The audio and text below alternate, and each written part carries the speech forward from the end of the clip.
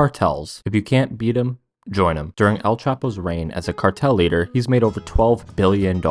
So when you become a leader of a notorious and extremely wealthy cartel, how do you avoid capture or getting killed by your enemies and the government? There's a simple answer. You can't. The end of cartel leaders are always the same. You either get arrested or killed. It's not the end goal that people strive for. Everyone always wants the same thing: money and power. In 2016, Tom Wainwright wrote the Narconomics: How to Run a Drug Cartel. This book is an investigation about drug cartels and outlines a blueprint about how to defeat them in the modern age. In the book, he outlines the major aspects of running a drug cartel.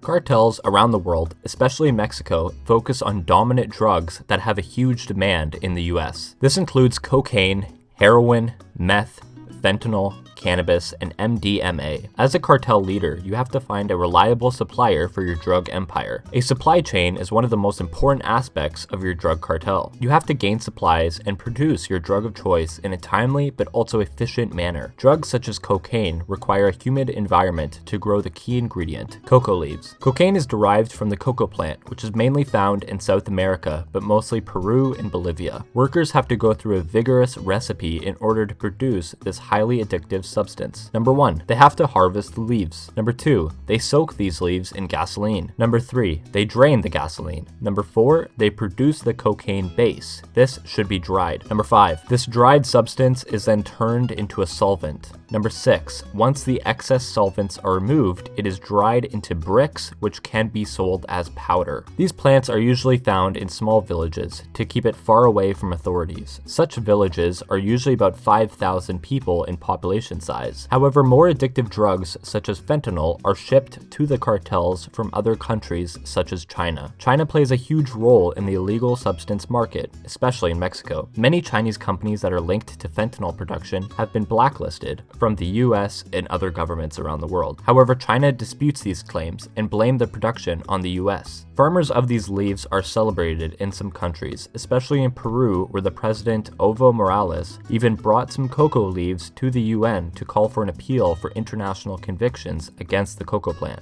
However, keeping the locations of these farms safe from competing cartels and authorities in countries such as Mexico requires you to bribe and scare locals and other people from giving up these locations.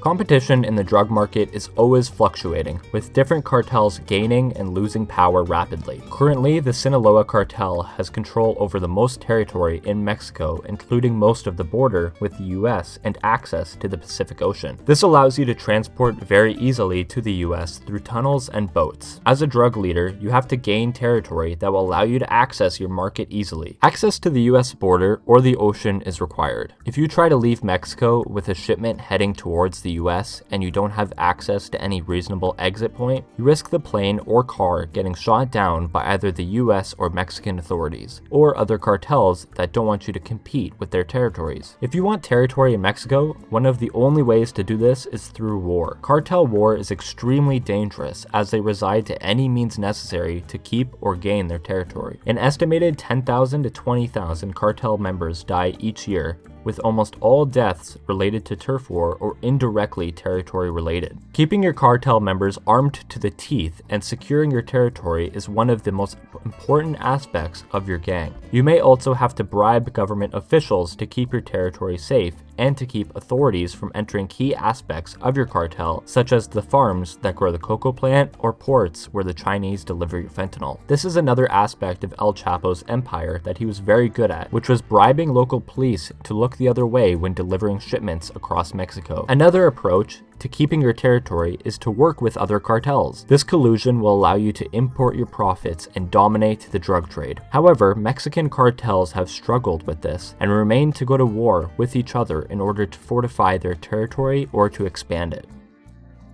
Most cartels look to sell their drugs to gangs or other operations in sought-after regions that pay very good for the products you're producing. This means the US and Europe are on the table. Stay away from countries that will give you the death penalty, such as most Middle Eastern countries or China. To get into the US, you have many options as it's reasonably close to where you are. Boat, plane, and land are all on the table. This transporting part of your business will be the most tricky. You don't have the luxury like other drug dealers in these countries as they have access to the internet and can sell through online orders. Just place your packages in the mail and you're done. If you're shipping vegetables or other legit products that will be sent to the US, El Chapo was able to do this as he placed $500 million worth of cocaine in jalapeno peppers. Trucks would ship these peppers across the border, carrying more than 2,000 to 3,000 cans at a time. Of course, while doing this, you will need to pay off local police and even some border agents to allow these massive shipments in the US without detection. If you decide to ship your drugs to Europe, that's even more dangerous for a smaller market. Planes and boats are your only option. However, this trip is incredibly dangerous and time-consuming. You could be picked off by a coast guard or killed by the ocean itself. Most cartels that want to sell to European markets rely on mules. These are people who travel to Mexico from the EU and buy directly from the cartels. They would need to sneak these drugs on planes or travel to different locations to get back to Europe.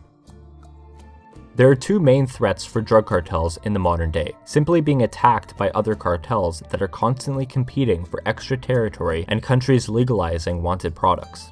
Cartels always go to war with other cartels. Protection for your farms and other members is key to a successful cartel. This empowers cartels to become more dangerous and buying armored protection vehicles, heavier artillery, and better scare tactics to keep your enemies at bay. Threats could also lay within your cartel as some members may try to take your power. Consistent show of force will always be required. Countries all around the world and some states in the US are making cannabis legal, both for recreation and medicinal. This is a direct threat to the cannabis production that some cartels in Mexico face. However, what does this mean? Are they simply halting cannabis production? No, they're moving to harder and more addictive drugs such as heroin and cocaine. Making these drugs legal doesn't really solve the problems for cartels. If we legalize cocaine and heroin, they will move on to something more novel, such as human trafficking. We see this today with the massive movement of humans on the southern border of the US. This is directly related to human trafficking by drug cartels. The best way to attack these cartels and halt their production